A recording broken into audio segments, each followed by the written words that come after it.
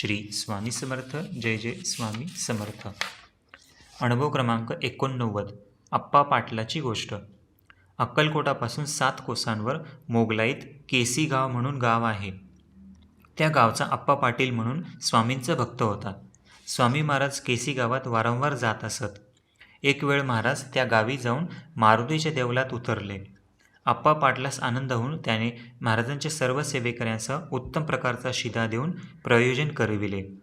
तो एकनिष्ठपणे प्रभूंची सेवा करीत असे.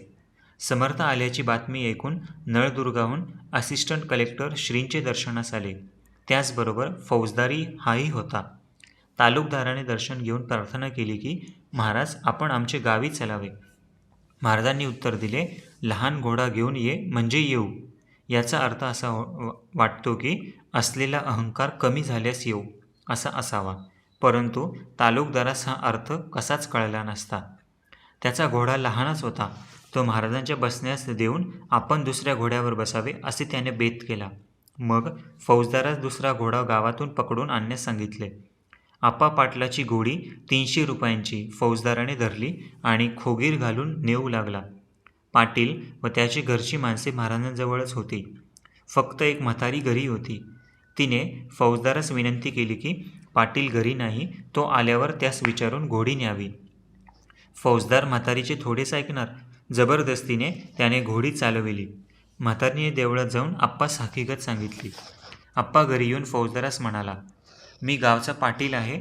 तुम्हास एक सोडून 4 घोडे देतो, पण आपली घोडी सोडून द्या. दोघांची काही बोलीचाली होऊन आप्पाने घोडी परत केली. फौजदाराने आपला घोडा तयार करून महाराजांकडे नेला. महाराज म्हणाले, आम्ही येत नाही, तूच बैस. तालुकदार हे हिरमुष्टी होऊन परत गावी जाण्यास निघाले. तो फौजदाराने आप्पाबद्दल कमी जास्त हकीकत सांगून, पाटील बहुत मगरूर आहे. आपणाकरिता घोडी आणीत असता पाटलाने शिवीगाळ करून जबरदस्तीने घोडी परत नेली. हे ऐकून तालुकदार रागावला.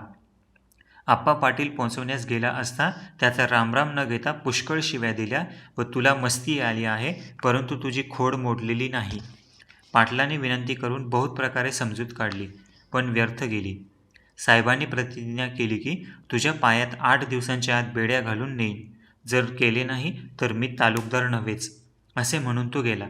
पाटलाने रडत रडत महाराजांजवळ येऊन हात जोडून प्रार्थना केली की महाराज, सद्गुरूची भेट झाल्यावर त्रिताप शमन होतात असे साधूच म्हणतात आणि मजवर तर असा प्रसंग आला आहे, यातून पार पाडणारे श्रीचरण स्वामी समर्थच आहेत.